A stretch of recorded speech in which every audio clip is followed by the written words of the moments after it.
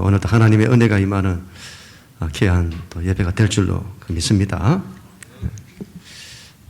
여러분, 저는 대학 다닐 때 그때 예수를 믿었습니다. 그 전까지는 한 번도 제가 교회를 가본 적이 없습니다. 여러분, 어릴 때 그 성탄절이 되면, 지금은 이제 성탄절 분위기가 잘 안 나죠. 그때는 성탄절이 막 돼가면 거리마다 막 캐롤성이 울려 퍼지고 분위기가 장난 아니었습니다. 제가 교회는 안 다녔습니다만은 꼭 이 연말이 되면 성탄절이 가까우면 그때 마음이 이렇게 막 이렇게 동하여지고, 그리고는 나도 교회를 한번 가봤으면 하는 이런 마음들이 있었습니다. 그런데 한 번도 주변에 누군가가 나에게 교회를 가자고 이렇게 권유하거나 이렇게 인도했던 사람이 한 사람도 없었던 거죠. 그렇게 이제 제가 살다가 대학 다닐 때 그때 처음으로 이제 교회를 가게 된 것입니다. 대학 생활하면서 저는 참 인생에 대한 고민들이 참 많았습니다. 삶에 대한 고민이 많은 거예요. 그 인생의 허무함들이 제 안에 굉장히 많았습니다. 왜 그런 마음을 가졌을까? 대학 생활하면서 이제 처음 대학을 들어가고 또 즐겁게 또 대학생을 해야 될 그때 나는 삶에 대한 고민이 많았을까? 이런 걸 돌이켜 보니까 저희 가족사, 저희 집에는 그 둘째 형님이 장애인이세요. 소아마비 장애인이신데 하반신을 아예 다 못 쓰세요.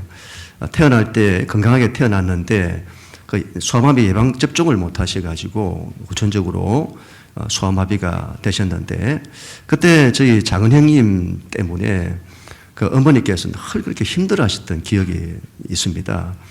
작은 형님이 저렇게 된 것이 이제 본인 때문이라고 하는 이런 어떤 죄책, 이런 부분들이 어머니 안에 많이 계셔가지고 늘 술 드시고 또 신세 한탄하시고 그렇게 어머니가 사셨던 거죠. 그래서 어머님의 어떤 고통, 그런 걸 늘 보면서 자라왔고, 저희 작은 형님도 참 고생을 많이 했죠. 이제 장애인이었기 때문에 중학교를 마치고 고등학교를 가고 대학을 간다는 게 그때는 별 의미 없어 보여서는 재활원에 가셔서 그곳에서 이제 홀로 사시면서 기술도 배우고 또 이제 나중에 자개 있죠, 자개. 옛날에 자개들이, 요즘은 덜 합니다만 옛날에는 자개들이 많이 있었습니다. 자개 만드는 기술도 배우고, 지금은 이제 부산의 법원 옆에서 이제 구두를 닦는 구두 닦기를 하고 계시는데, 작은 형님도 그렇게 이제 참 삶을 힘들게 살아오신 거죠. 그래서 제가 삶에 대한 고민이 많았던 것 같습니다. 산다는 게 뭐지? 인간은 왜 사는 거지? 삶의 의미가 없어 보이는 거예요.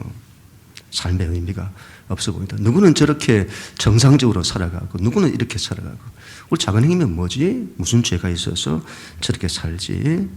삶이 허무한 거죠. 저는 이 모든 것들을 인생의 고통이다 그렇게 말하고 싶습니다.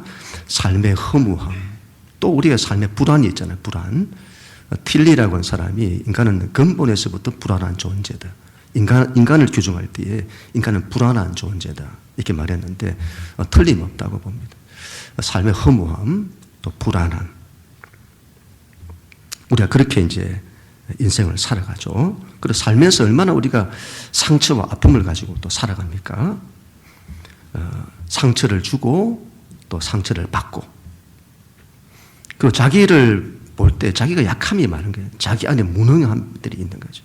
그래서는 늘 인생이 안 되고 그래서는 넘어지고 주저앉고 낙심하고 좌절하고 절망하고, 그리고는 우리 안에는 이 자아가 크죠. 그래서 늘 가족 안에서도 또 타인과의 관계 속에서 갈등하고 싸우고, 이렇게 온통 싸우잖아요. 지금 가정도 그렇고 지금 나라와 민족을 보세요. 온통 싸우잖아요. 그렇게 우리가 고통 속에서 살아가게 되는 거죠. 예수님께서 이런 말씀을 하셨습니다. 마태복음 11장 28절에 수고하고 무거운 짐진 자들아 다 내게로 오라. 내가 너희를 쉬게 하리라. 예수님이 인생을 바라보실 때 너희는 수고하고 무거운 짐을 졌다. 이렇게 말씀을 하시는 거죠. 이런 수고스러운 짐, 고통의 짐들을 지고 있는 거죠. 어릴 때는 저도 이거 잘 몰랐던 것 같아요. 그런데 제가 나이가 들어가면 갈수록 깨닫는 것이 삶이란 것이 고통이 많구나. 수고로운 짐들이 많은 거죠. 이걸 우리가 짊어지고 고통의 짐을 지고 살아가는구나. 그걸 알게 되는 거죠. 여러분, 고통 가운데서 가장 큰 고통은 무엇일까요? 고통 가운데서 가장 큰 고통은 무엇일까요? 당연히 이런 죽음일 겁니다. 죽음. 죽음만큼 큰 고통이 있을까요? 특별히 여러분, 사랑하는 이를 떠나보내는 죽음. 그것만큼 큰 고통이 있을까요? 저도 이제 아버님이 이제 몇 년 전에 돌아가셨는데 정말 건강하셨습니다. 건강하셨는데 간단한 수술 받으시다가 갑자기 돌아가신 거예요. 지금도 아버지 생각이 많이 납니다. 이제 이렇게 때마다 생각이 나기도 하고 또 지나가다 연세 드신 분들을 또 볼 때마다 아버지 생각이 나기도 하고 그리고는 생각이 날 때마다 막 눈물이 나기도 하고 지금도 제 휴대폰에 아버지 전화번호가 있는데 이걸 제가 지우지를 못해요. 이걸 지우지를 못해요. 잊혀질까봐 또 그리움 때문에 지우지를 못하는 거죠. 여러분, 예전에 그 세월호 사건이 있었잖아요. 여러분, 얼마나 나라 전체가 너무도 큰 고통과 슬픔 가운데 있었던 세월호 사건. 수많은 자녀들 잃은 거죠. 여러분, 그와 같은 때에 뭐가 중요하던가요? 뭐가 중요하던가요? 여러분, 우리가 이런 거 중요하다, 이렇게 우리가 그걸 붙들고 살아갑니다만은, 여러분, 결정적인 순간에는 아무것도 중요한 게 없어요. 가장 중요한 것은 생명. 생명보다 더 중요한 것이 없어요. 그리고 그 생명을 잃는 고통, 특히 사랑하는 이를 잃는 죽음의 고통만큼 큰 고통이 없습니다. 가장 큰 고통이죠. 죽음이 남일이 아닙니다. 남일이 아닙니다. 어릴 때는 그런 생각도 없죠. 어릴 때는 늘 생각이 언제 어른이 되나 이런 생각들. 또 그때는 시간도 얼마나 안 가는지 시간이 안 가고 빨리 시간이 갔으면 이런 마음들이 듭니다만은 그런데 나이가 들어가다 보니까 시간이 얼마나 빨리 가는지요. 그냥 한 해 시작되고 나면 한 해가 끝나는 시간이 얼마나 화살같이 빨리 지나가는지. 그리고는 이제 나이가 들어가면서 연세 드신 분들을 쭉 이렇게 보다 보면 이제 저분들의 모습이 장차 나의 모습이겠다 이런 마음들이 참 많이 드는 거죠. 결국 사람은 나이가 들면서 약해져 가고 결국 죽음을 이제 맞이하게 되는 것이죠. 죽음이 남일이 아니다. 죽음은 나의 일인 겁니다. 이런 죽음에 대한 여러 오해들이 있습니다. 죽으면 모든 것이 끝난다는 거예요. 죽으면 모든 것이 끝난다. 무로 돌아간다. 무로 돌아가기 때문에 모든 것이 무로 돌아가기 때문에 고통은 없다. 죽음이 고통의 끝이다 이렇게 여기는 거죠. 그래서 죽음이 고통이고 또 허무지만 고통을 끝내니 그러면 그냥 인생 열심히 살다가 또 즐기면서 살다가 그냥 죽으면 끝나면 그것도 좋겠네. 그렇게 우리가 사는 거죠. 두 번째로는 죽으면 영혼이 좋은 곳으로 간다는 거죠. 좋은 곳으로 간다. 더 이상 고통이 없는 곳, 평안한 곳으로 간다는 거죠. 과연 그럴까요? 죽으면 좋은 곳으로 이런 가는 걸까요? 막연하니 우리의 바람 아닐까요? 세 번째로는 죽음을 자연스러운 것으로 이제 받아들이는 겁니다. 모든 사람들이 그 길을 가니까 죽음 이후에 뭐가 있을지도 모르겠고 끝나는 것인지도 모르겠고 하여튼 모르겠는데 모든 사람이 그 길을 가니까 그냥 운명적으로 그걸 받아들이는 것이죠. 이런 죽음이 가장 큰 고통이지만 그 죽음에서는 모든 것이 끝난다면 얼마나 좋겠습니까? 그런데 여러분, 성경은 죽음이 끝이 아니다. 그렇게 말씀을 합니다. 이런 죽음만큼 큰 고통이 없는데 그 죽음보다 더한 고통이 있다고 성경을 말씀하는 거죠. 히브리서 9장 27절 한 번 죽는 것은 사람에게 정해진 것이요 그 후에는 심판이 있으리니. 심판이 있다고요. 죽음 이후에 심판이 있다. 심판을 통해서 누구는 천국에 들어가고 누구는 지옥에 들어간다는 거죠. 마태복음 25장 46절 그렇게 해서 이 사람들은 영원한 형벌을 받는 곳에, 그리고 의로운 사람들은 영원한 생명을 누리는 곳에 들어갈 것이다. 심판이 있다는 거죠. 심판이 있습니다. 또한 여러분, 심판은 있어야 합니다. 심판은 있어야 한다. 심판이 없으면 세상이 얼마나 불공평할까요? 심판이 없다면 이 세상 살면서 억울한 일을 당한 그 사람들의 억울함은 어떻게 해야 되는 것일까요? 이 세상을 마음대로 살아가고, 여러분, 온갖 악한 일을 다 저지르면서 살아가고, 그런 사람이 심판이 없이 편안하게 잘 먹고 살다가 이 세상을 떠나는, 그리고 그런 사람들부터 엄청난 고통을 당하고 사랑하는 가족들을 잃고 또 상처받고 그 억울함 가운데서 살아가는 사람, 평생을 눈물과 고통 속에서 살아가는 사람, 그들의 억울함은 어떻게 해야 될까요? 어떻게 해야 될까요? 이런 심판이 없다면 세상이 얼마나 불공평한지. 심판은 있습니다. 성경은 있다고 말합니다. 그리고 심판은 반드시 있어야 합니다. 그게 정당한 거다.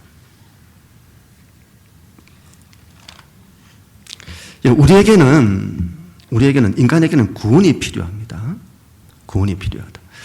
고통으로부터의 구원이 필요합니다. 그리고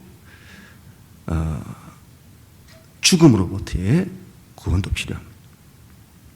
삶의 많은 고통, 삶의 불안과 허무함, 두려움들, 상처와 아픔들, 낙심과 좌절과 절망, 갈등과 싸움과 그 모든 고통으로부터 구원이 필요하죠. 그리고 죽음을 이기는 죽음의 고통으로부터도 구원이 필요하고, 그리고 죽음 넘어 이제 심판의 고통으로부터도 우리는 구원이 필요합니다. 여러분, 자기 자신을 그냥 이렇게 되는 대로 살고 가는 대로 흘러가고 그렇게 하지 마세요. 자신을 그냥 두지 마세요. 여러분, 자신의 인생을 그냥 두지 마세요. 자기를 구원하려고 해야 합니다. 자기 인생을 구원하려고 해야 됩니다. 자기를 살리려고 해야 합니다. 자기 인생을 살리고 일으키려고 해야죠. 주저앉는 것이 아니라 자꾸 살리고 일으키고 그렇게 해야 합니다.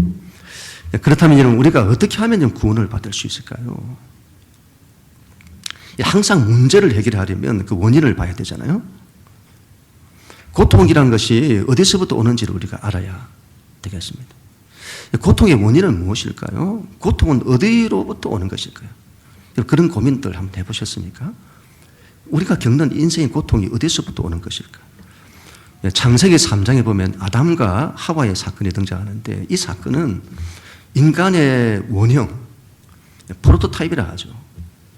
인간의 근본을 우리가 말해주는 것인데, 거기에 아담과 하와의 사건은 우리에게 고통의 원인이 어디서 오는지를 보여줍니다. 바로 죄에서부터 온다고 합니다.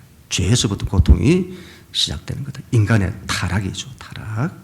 죄로 인해서 땅이 저주를 받아요.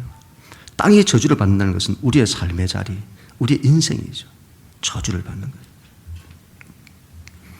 그리고 그 죄의 결과가 이제 죽음이다 말합니다. 로마서 6장 23절, 죄의 삭은 사망이요, 죽음이요, 죄의 결과는 죽음이요, 하나님의 선물은 우리 주 예수 그리스도 안에서 누리는 영원한 생명입니다. 모든 고통은 죄로부터 나오는 것입니다. 이런 죄가 모든 걸 다 파괴하는 거예요.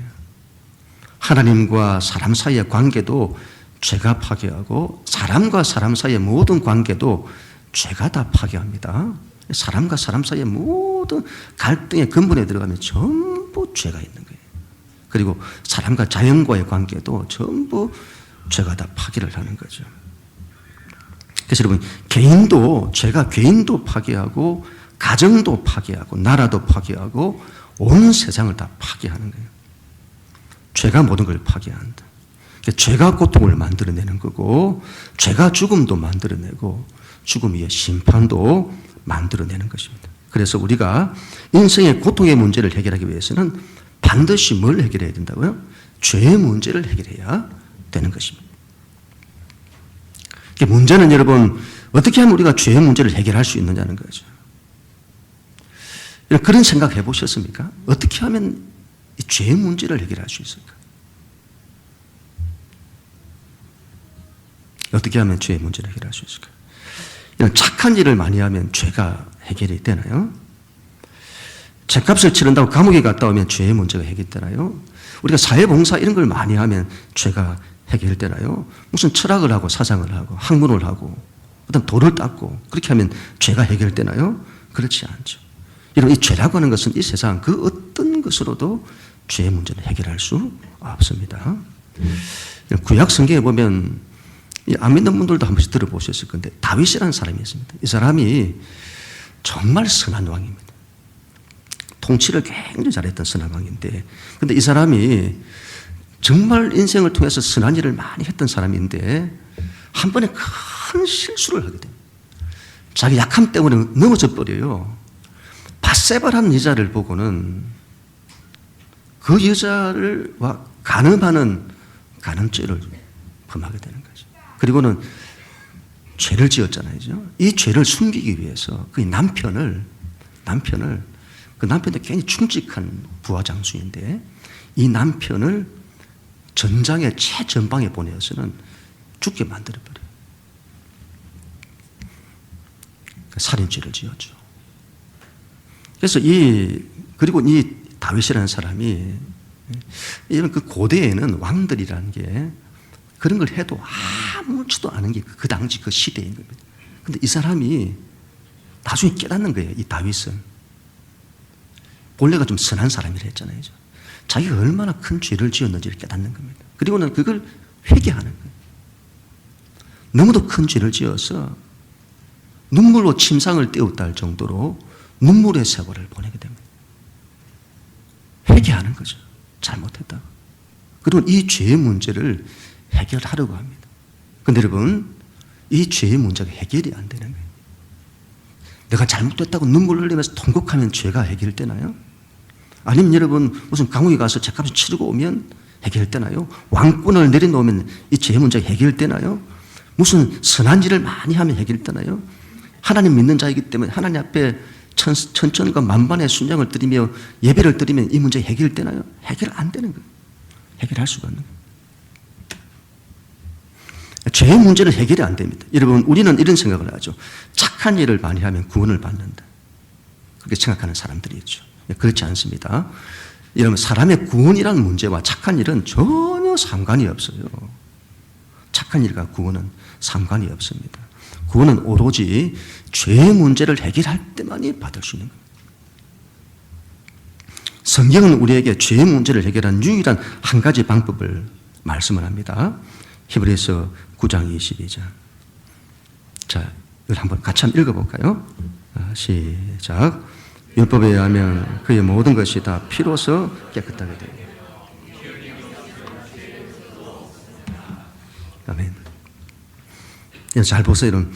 피로서 깨끗하게 된다. 피 흘림으로 용서된다. 우리는 이런 피 흘림이라는 말이 단어가 익숙치 않은데 오늘의 말로 하면 생명의 희생, 피 흘림, 희생이죠. 생명의 희생. 누군가가 나를 위해 자기 생명을 희생하는 거예요. 죄의 문제는 이거 아니고는 해결되지 않는다. 예를 들어서 사랑하는 엄마가 자식을 살리기 위해서 자기 목숨을 내어놓는 거죠. 내 자식을 위해 내 생명을 내어놓습니다. 내 생명을 내어놓습니다. 그러니 내 자식의 죄를 용서해 주세요. 자기 생명과 그의 죄를 바꾸는 거예요. 이것밖에는 방법이 없는 거예요. 그런데 여기에도 문제가 있습니다. 나를 대신해서 희생하는 사람이 그 사람도 죄인이라. 죄인이 어떻게 죄 문제를 해결할 수 있느냐는 거죠. 그래서 여러분, 죄 문제를 해결하기 위해서는 반드시 죄 없는 자의 희생이 필요한 것이에요. 그런데 이 세상에서 죄 없는 자가 없죠. 전부 죄인이죠. 그래서 여러분, 이 문제, 죄에 대한 이 문제는 오로지 죄 없으신 하나님만이 해결하실 수 있는 것입니다. 인간의 죄 문제는 하나님의 생명, 하나님의 희생이 필요하다. 이 희생을 통해서만이 해결되게 되는 겁니다. 그래서 이번 주 돌아오는 수요일이 이제 성탄절인데 우리 예수님께서 이 땅에 오시는 이유가 거기 있겠습니다. 우리의 죄를 해결하기 위해서 오신 거죠. 그래서 오늘 우리가 읽었던 성경 말씀에 이렇게 이제 말씀하잖아요. 자, 이 구절은 성경에서 너무도 가장 중요한 구절이라고도 말할 수 있을 건데 우리 한 번만 더 같이 읽도록 하겠습니다. 시작. 하나님이 세상을 이처럼 사랑하사 독생자를 주셨으니 이는 그를 믿는 자마다 멸망하지 않고 영생을 얻게 하려 하십니다. 아멘. 이처럼 사랑하사, 하나님의 세상을 이처럼, 하나님이 우리를 이처럼, 하나님이 나를 이처럼 사랑하사. 이처럼이라는 말은 예수 그리스도의 십자가 사건을 말씀하는 겁니다. 하나님이 이처럼 우리를 사랑하셨다. 우리를 죄로부터 구원하기 위해서 하나님께서 당신의 하나밖에 없는 아들을 십자가에 내어주셨다는 거죠. 그 예수님께서 우리를 대신해서 당신의 생명을, 목숨을 십자가에서 희생하시는 겁니다. 그만큼 우리를 사랑하시는 거죠. 이사야 53장 5절 6절 그가 찔림은 우리의 허물 때문이요 그가 상함은 우리의 죄악 때문이다. 그가 징계를 받음으로 우리가 평안을 누리고 그가 채찍에 맞음으로 우리는 나음을 받았도다. 우리는 다 양 같아서 그릇 행하여 각기 제 길로 갔거늘 여호와께서 우리 모두의 죄악을 그에게 담당시키셨도다. 그가 찔리고 상하고 그가 십자가의 죽음으로 우리가 나음을 입고 우리가 생명을 얻게 되었다. 구약 성경에 보면 죄 문제를 해결하는 방법이 이게 그림자처럼 어렴풋이 나타나는데 그게는 그 옛날 이스라엘 백성이 죄를 지었을 때에 그때 그 사람들이 죄를 어떻게 해결했을까? 그들이 죄를 지으면 흠이 없어야 돼요. 흠이 없는 어린 양을 데리고 가서는 그리고는 그 어린 양 머리에다가 이렇게 손을 대요. 머리에 이렇게 손을 댄다. 안수하듯이 손을 딱 대는 겁니다. 그리고는 자기의 죄를 그 어린 양에게 이렇게 옮기는 겁니다. 옮기고 그리고 그 어린 양을 자기를 대신해서 잡아요. 어린 양이 희생을 당하는 거죠. 희생제물인 거죠. 그렇게 해서 죄 문제를 해결한다. 이건 온전한 게 아니고 그림자와 같은 건데 근데 그 어린 양이 바로 예수님이시다 이 말이죠. 그래서 예수님을 두고 이렇게 말합니다. 요한복음 1장 20절에 보라 세상 죄를 지고 가는 하나님의 어린 양이로다. 우리의 모든 죄를 그분이 대신 짊어지시는 거죠. 그래서 우리가 예수님을 믿으면 우리의 죄가 전부 예수님께로 옮겨지게 되는 겁니다. 그래서 예수님을 믿으면 나의 모든 죄와 죄로 인한 고통, 죽음, 심판까지 예수님께로 다 옮겨지는 거예요. 그래서 이걸 exchange를 하는데 exchange, 교환이다. 교환.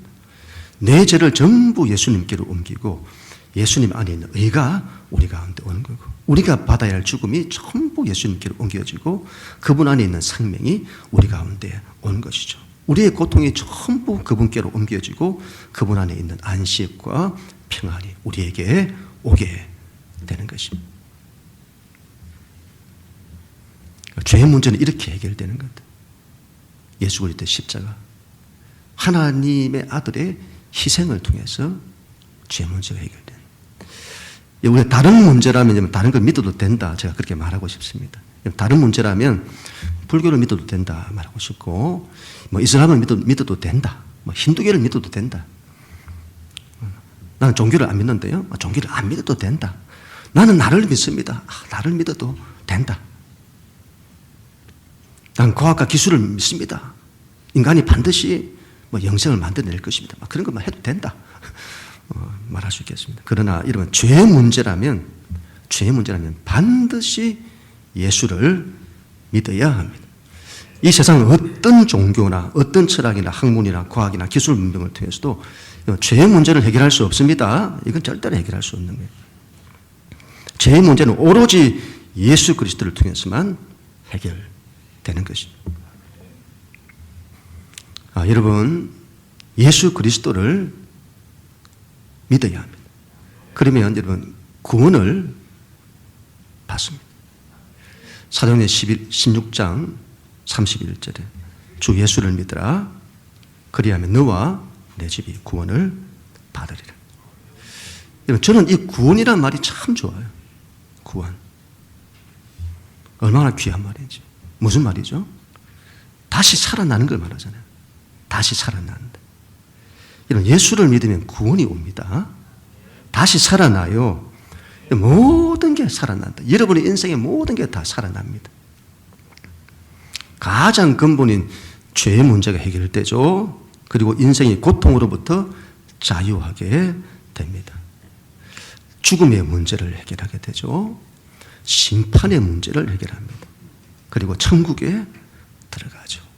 그리고 영원한 영생을 살게 되는 것입니다. 예수님께서 이렇게 말씀하셨습니다. 나는 생명의 떡이다. 그래서 내게 오는 자는 결코 줄이지 아니할 터이요 나를 믿는 자는 영원히 목마르지 아니하리라. 그분이 생명의 떡이다. 그분을 믿는 자는 결코 줄이지 않는다. 여러분의 인생이 줄이지 않아요.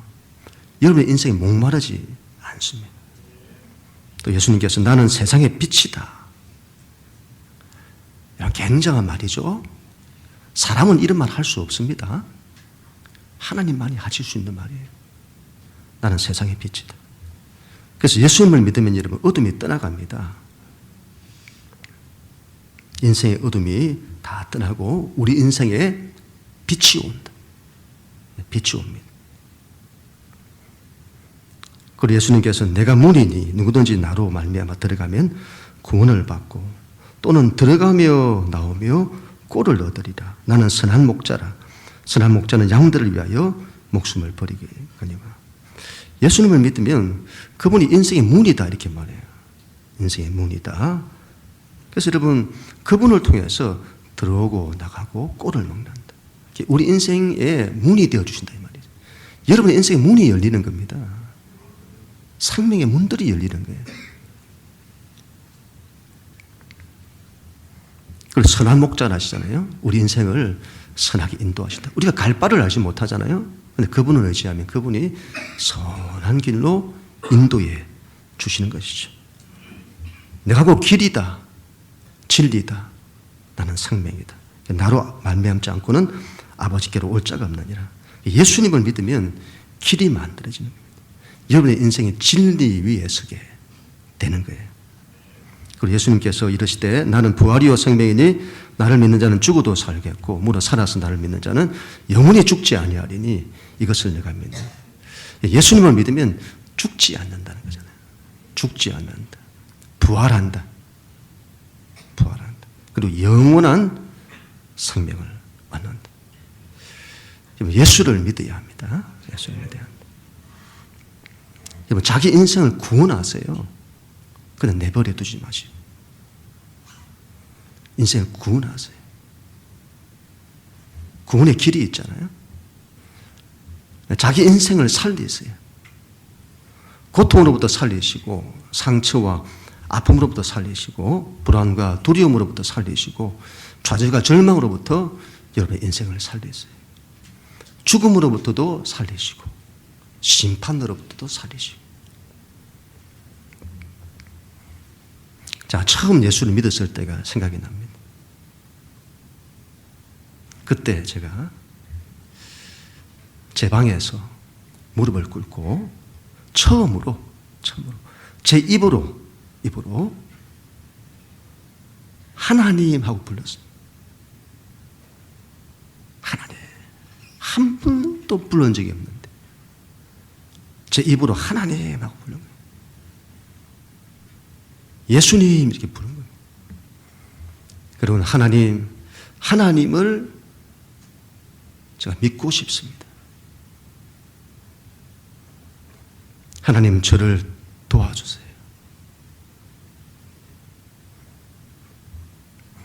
그때 제가 입으로 신하면서 그 예수님을 내 마음에 받아들이게 된 겁니다. 그때부터 저희 인생이 완전히 달라지게 된 것이죠. 새로운 세상이 그때부터 열리게 된 것입니다. 여러분, 예수님을 믿으면 구원을 받습니다.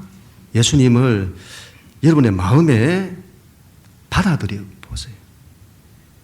그때부터 여러분의 인생은 달라지게 될 것입니다. 구원이 임하게 됩니다. 살아난다 이 말이죠. 모든 게 살아난다. 일어서게 된다. 회복이 되는 거죠. 새로운 삶, 새로운 인생, 또 새로운 사람, 또 복된 삶을 살아가게 될 것입니다. 다음에 믿을게요. 여러분, 인생은 아무도 모릅니다. 내일 무슨 일을 만날는지 모릅니다. 지금 여기죠. 지금 여기 하나님께서 여러분을 초청하고 계세요. 지금 결단하세요. 지금 결단하시고 여러분 인생에 놀라운 일이 일어나게 될 것입니다. 예수님을 믿으시고 죄의 문제를 해결하시고 다 구원을 받는 우리 모두가 다 될 수 있기를 주님의 이름으로 간절히 축원합니다.